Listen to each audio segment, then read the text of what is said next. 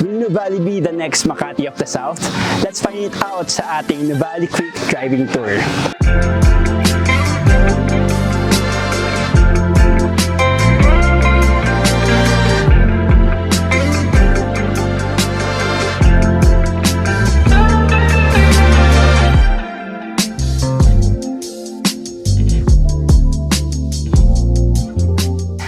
Guys, this is Steve Singson, your property expert, and nandito po tayo ngayon sa Nuvali. Tara, samahan niyo po ako for a quick drive tour upang makita ang mga new developments and ang mga updates dito sa estate.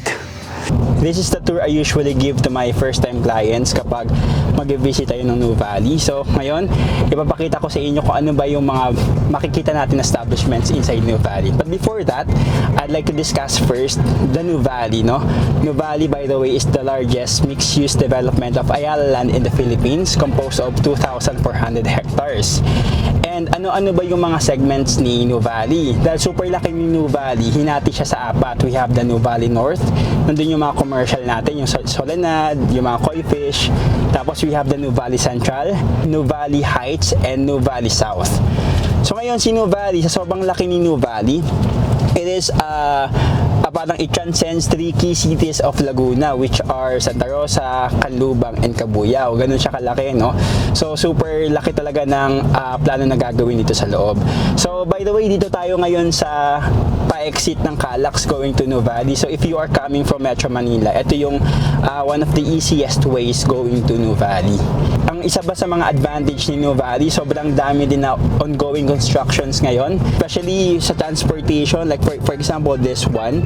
So in the future, mayroon direct connection si Calax going to Nuvali, ang labas mo Nuvali na mismo. So sa ngayon na hindi pa siya accessible, dito muna tayo dadaan sa isang way papunta kay Nuvali. Ayan, so nandito na tayo ngayon sa entrance ni Nuvali. Yan, ito yung sikat na logo, usually yung mga bikers dyan nagpapapicture, ano? And dito tayo ngayon sa Santa Rosa, Tagaytay Road. Ito yung papunta ng Tagaytay. Pero dito ako mag-start para mas makita natin yung mga developments, especially sa Nuvali North, yung mga establishments na existing na ngayon. Pasok natin dito, makikita ulit natin ang Nuvali logo sa gilid. And ito naman yung Qualimed Hospital, Ayala Brand Hospital. So yan, quality yung mga service na ino-offer nila dyan. Tapos, pag left side tayo, mag-left turn tayo, makikita naman natin yung mga new establishments na in-open this year. So before, no, nung nag-start namin i-offer yung mga property sa Nuvali, before isang malaking bakanting lote lang ito, na hindi natin alam ngayon, isa na palang magandang establishment. Isa sa mga in-open ngayon this year is yung Uniqlo, one of the stand-alone Uniqlo stores in the Philippines, with own green park. So if meron kayong mga pets or kids na kasama, pag nag-shopping kayo sa Uniqlo, pwede yung iwanan sa green park. So first ever in the Philippines na magkaroon si Uniqlo ng sarili niyang green park. So also, ika-700 na branch of McDonald's in the Philippines, yan, nilagay din siya sa Nuvali. And aside from McDonald's, meron din tayong CBTL with drive-thru. Yan, sa taas niyan, sobrang ganda ng view. Kita nyo yung Nuvali City and yung Tagaytay Ridge and Mount Makiling. So, sobrang perfect siya sa mga nag-work na kagaya ko. And ngayon naman, puntahan naman natin yung mga mall area kung saan makikita yung mga koi fish. Mamaya mapupuntahan natin yun. Etong gilid naman yung SNR shopping center. Yan yung membership shopping.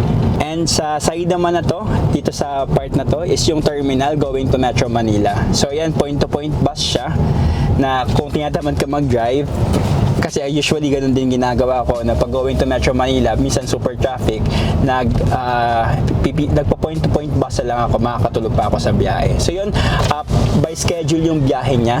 So very accessible siya dito sa Nuvali. And good news, kaka-open lang din this year ng Landers. Yan, sa right side natin. Siya yung ika-10th na branch of Landers in the Philippines. So imagine, no, sobrang daming options. May SNR ka na, may Landers ka pa. And sige, dito mag-left turn lang tayo. Yan, dito kita mo naman yung Ayala Mall Solenad 3. By the way, si Solenad, tatlo siya, no? Merong Solenad 1, Solenad 2, and Solenad 3. So, ito yung Solenad 3. Ang maganda kasi sa mga Ayala malls dito sa New Valley, it's not a typical mall sa Manila na puro building. Ito kasi ang concept niya, more on open spaces, malaki yung mga greeneries. Kaya sobrang perfect, especially nung nag-pandemic, sobrang naging sikat si New Valley kasi puntahan talaga to ng mga taong naghahanap ng open spaces. So ngayon mag-right turn naman tayo. Yan. Ito naman yung Seda Hotel, an Ayala brand hotel. Isa din sa pinakamagandang Seda hotels in the Philippines. Itong nasa Laguna, itong nasa New Valley. Kaka-open lang ng Tower 2 niya. So, additional 160 if I'm not mistaken na rooms. Kasi si Tower 1, nung nag-ooperate sila, hindi na-accommodate yung mga guests. So, good thing, in-open si Tower 2 para mas marami yung maka-visit dito sa New Valley. And we are now heading towards Evo Living Zone. So, this is one of the central business districts in New Valley na in the future dyan may mga mid-rise buildings but of course with open spaces pa din. Ayan, so ito kung makikita nyo, New Valley Techno Hub. So in the future magkakaroon din dyan ng additional na mga BPO companies na of course it will create jobs and opportunities sa mga residents inside New Valley. Not just New Valley but also mga taga South, taga Cavite, Batangas.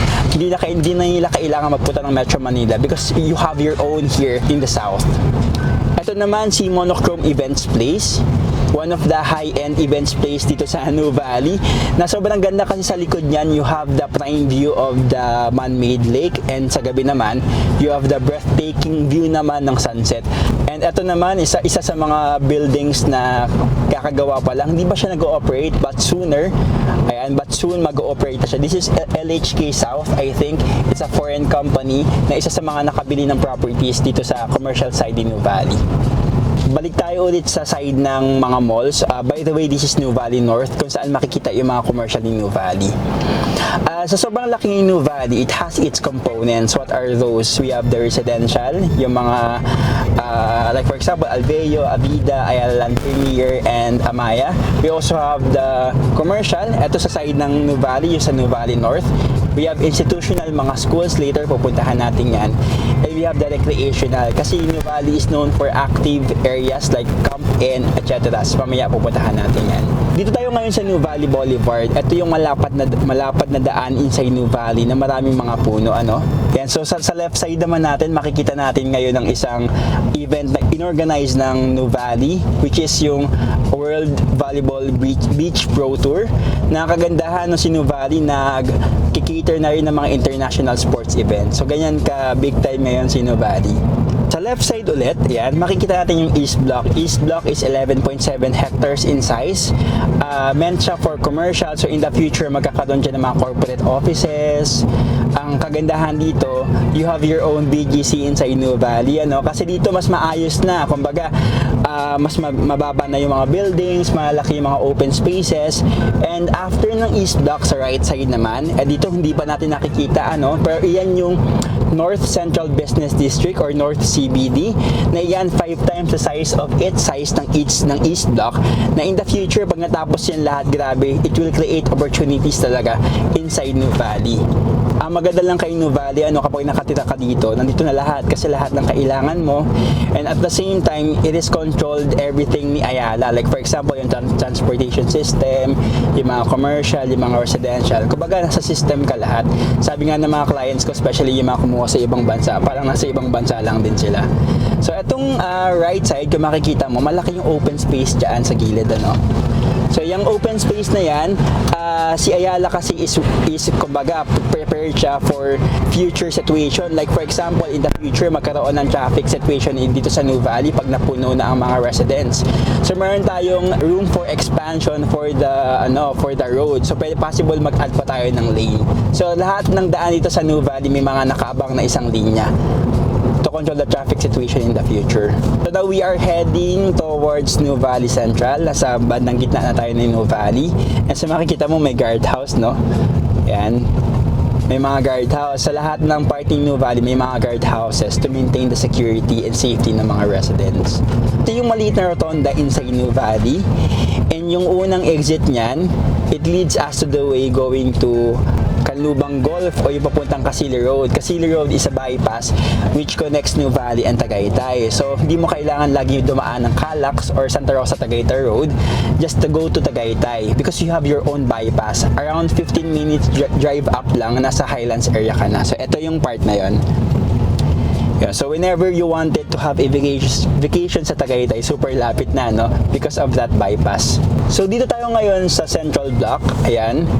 Central Block is approximately 11 hectares in size. Ang peg niya para siyang Alabang Town Center na isa siyang high-end commercial inside the high-end residential communities, no? To give convenience sa mga residents natin. Kasi yung mga nakatira dito in the future, hindi mo na kailangan magpunta ng Solonad Malls para lang mag-mall because you have your own here. Ano ba yung permitted use ni Central Block? Possible magkaroon dito ng banks in the future, additional school, mga corporate offices, mga restaurants na it's only walking distance away from your home. So napakalapit lang ng commercial. Bali mag-right turn lang tayo para mapakita ko yung school dito, which is Xavier School, just right beside the Central Block. Especially if dito ka nakatira na very convenient kasi paglabas mo ng bahay mo, school na agad, ganun siya kalapit. So ito, Xavier School. Ganda dyan, no, kasi may sarili silang church dyan sa loob. Again, as I've said kanina, may mga another for expansion na roads in the future. So magkabila, ayan. So these are Alveo communities na mga sold out na. So upscale market siya ni Ayala. Ito yung naunang condo natin, which is Amaya Steps New Valley. Almost sold out na. Yan, mga mid-rise buildings lang. And kami, in-offer namin this year kasi since na almost sold out na yung mga landed subdivisions ni Avida inside New Valley, kaka-open lang namin or kaka-launch lang namin ng aming newest project, which is Solara Park Stories New Valley.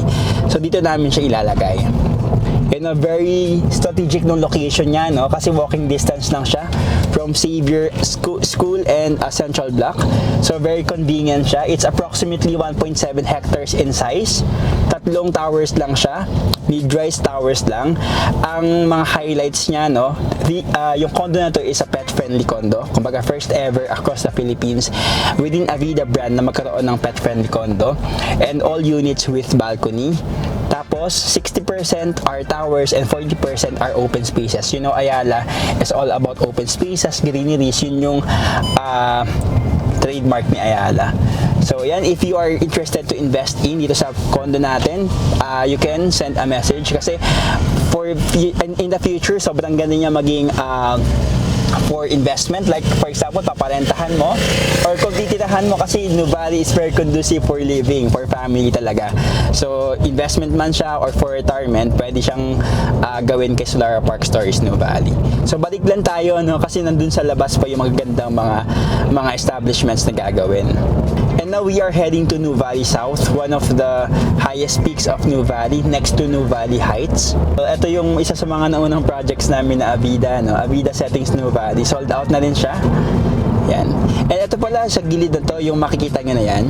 So, as I've said kanina, everything is controlled by Ayala. In the future, yung transportation system dito sa loob, para siyang Korea and Japan style, na every 30 minutes may mga dumadaan na estate shuttles or estate bus. So, in the future, kung wala kang car na gamit, dahil gamit na kamag-anak mo, pwede kang maghintay doon every 30 minutes, makakalibot ka na sa buong New Valley. So, hindi mo kailangan lagi ng masasakyan pag nasa New Valley ka. So, dito naman sa left side natin, yan yung Rockwell property, ano? People are asking, bakit na may Rockwell inside New Valley? Technically, it's not inside New Valley, but yung last part na nabili ni Rockwell na property niya is nakahiga along New Valley Boulevard. So ano ba yung advantage noon? Magkakaroon ng benefit yung Rockwell residents kasi may direct access sila going to New Valley properties or New Valley residential commercial areas. And same with New Valley, magkakaroon tayo ng direct access going to Rockwell. Knowing Rockwell, sobrang ganda ng mga commercial na ginagawa niya. So it's like a win-win situation ng both big developers, no? So ngayon, papunta tayo ngayon sa Miriam College, isa sa mga schools din inside New Valley. kung pansin nyo, yung daan medyo pataas na siya. Kasi Nuvali naturally is a rolling terrain. Yun naman kagandahan kay Ayala, no? Hindi niya pina-flatten yung area para mas maging more natural yung feel, especially kapag dito ka na nakatira. Kasi ang mahalaga yung condition of living pag nandun ka na sa loob mismo ng isang estate. So, eto, yung pinakadulo na yan, yung pinakatumbok na yan, it's a 10 hectares development. Yung pinakatumbok na yan, hindi siya pwedeng galawin, no? Because it's a meant for commercial. Na in the future, tatayuan dyan ng mall na alfresco. So, ang peg niyan, medyo mataas siya na mall na sa pinakadulo, meron kang prime view of Tagaytay Ridge, Mount Makiling, buong Laguna kita mo, and Makati skyline. So, in the future, meron kang mall dito sa side na to. So, hindi mo kailangan magpunta ng Nuvali Central or Nuvali North, yung sa Soledad area para lang mag-mall because you have your own here. And then, yung mga puno na yan, nakikita nyo, maliliit pa siya, no? So, after ilang years, magiging same din yan ng Nuvali Boulevard, yung kaninang daan na pinuntahan natin. In the future, magkasanga-sanga yan at magiging shadow din yung gitna ng road natin.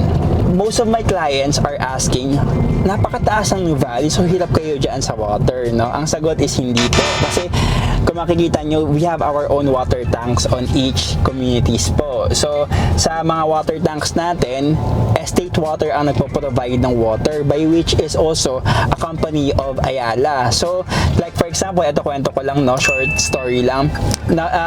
Nagstay din ako sa Mandaluyong sa Avida Tower Centera, also a condominium of Ayala Land.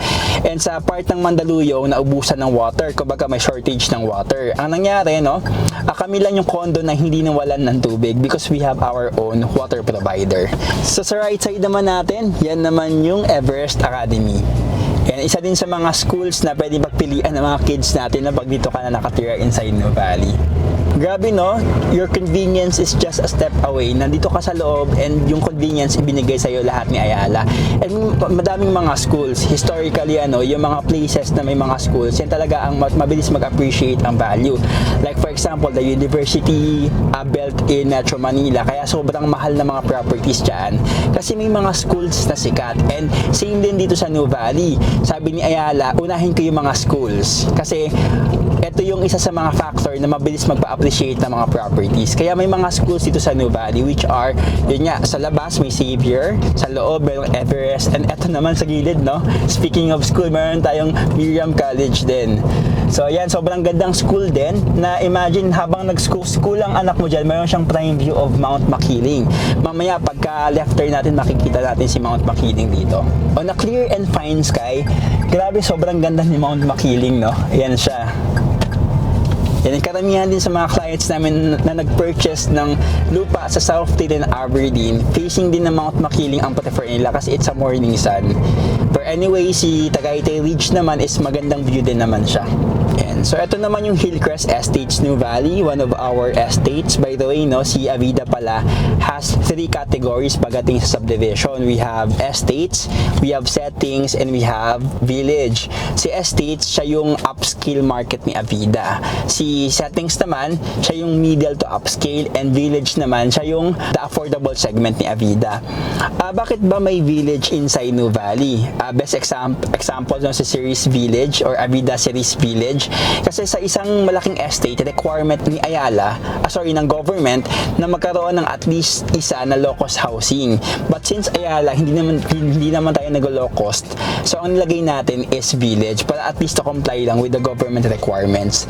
So itong kanan natin is Hillcrest Estates Nuvali. Sold out na siya. No? Most of the lots are lot only, so you can build your house as long as modern contemporary and earth colors yung gagamitin. And I think 10 or 20% ng lots are all house and lot. So may mga house and lot package din tayo kung yun naman ang prefer natin. Itong left side naman is Southfield Settings Nuvali. Yan yung best example ng settings natin. Kumbaga from middle to upscale. Kasi may mga high-end market na din tayo na kung bumibili ng settings, especially sa settings, mas maliit yung mga lots na ino-offer. Kumbaga mas more affordable siya. And kung for business naman in the future, kung resale, mas mabilis siyang i-flip since na mas mababa ang price na compared to estates. So, itong dinadaan natin ngayon is a Forest Avenue. Inopen tong daan na to only for Southdale and Aberdeen. Imagine, parang dalawa lang kayong subdivisions na nag-share, no, ng malaking road na ito. So kung mapapansin mo sa gilid, ayan, merong island. So lalagyan dyan ng magandang landscape, and sa kabilang side naman may walk path, may garden. Tapos yung malaking space na yon, lalagyan siya ng mga trees para in the future, para siyang Nuvali Boulevard na nagsasanga-sanga din yung mga puno. So it will give shadow sa lahat ng mga dadaan dito. So this is the bridge where we are right now. Yung right side is Southdale Settings Nuvali. Yung left side is Aberdeen Estates Nuvali. Almost sold out yung dalawa. May mga available pang konti. Kung looking kayo ng house and lot package, meron tayong available. Kung lot only naman, may mga nag-reopen, pero kung sakaling interested ka, kailangan lang natin ng lineup. So message lang kayo sa akin if looking kayo ng property in house and lot or lot only dito sa Nuvali. So ngayon, pasok tayo sa isa sa mga subdivisions inside Nuvali, which is Southfield Settings Nuvali, para makita natin kung gaano ba kaayos and kaganda yung mga community dito sa estate. Yan, syempre, yan, may guard muna for the security and safety ng mga residents. Yan, no, so hindi ka basta-basta makakapasok kasi may mga guards agad na sasalubong sa iyo pagpasok mo pala ng subdivision. And dito sa Southfield Settings Nuvali, kung mapapansin mo, mamaya ipapakita natin, yung mga lupa dito is hindi siya flat, it's a terrain, kumbaga rolling terrain siya na maintain talaga ni Ayala. And almost half ng property is dedicate talaga sa open spaces, kumbaga hindi siya ginamit lahat.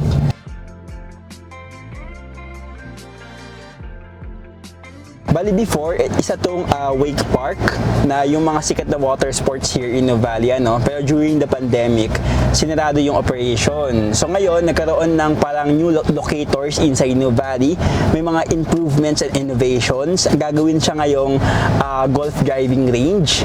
So magkakaroon din dyan ng bike trail kasi Nuvali is known for biking, open park, pet park, tsaka garden center. So ito, tinatawag namin itong Nuvali Active Area kasi yung mga mahilig sa sports and activities, exercise, bagay kayo dito. So additional din na tourist spot siya inside Nuvali.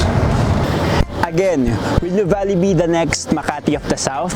I think the answer is yes, but on a better scale. Kasi everything here is well organized na. Kumbaga, na-perfect na yung ni Ayala yung system na before. Like for example, sa Metro Manila, maliliit ang mga roads. Dito, pinalaki, maraming mga trees, more on open spaces. And nasa isang lugar lang yung mga commercial, nasa isang lugar yung mga schools and mga residential. I think yes, and mas malaki pa ang potential ni Nuvali, especially sobrang dami pa ng mga establishments na ginagawa ngayon. So if you are really looking for investments here in the South, just feel free to contact or message me on my social media account. Nasa screen po siya. And my Facebook is Steven Singson. My page is Avidalan by Carlos Steve Singson. And my number sa Viber, WhatsApp, or Telegram is 0961-462-2138. Again, this is Steve Singson, your property expert here in Nuvali.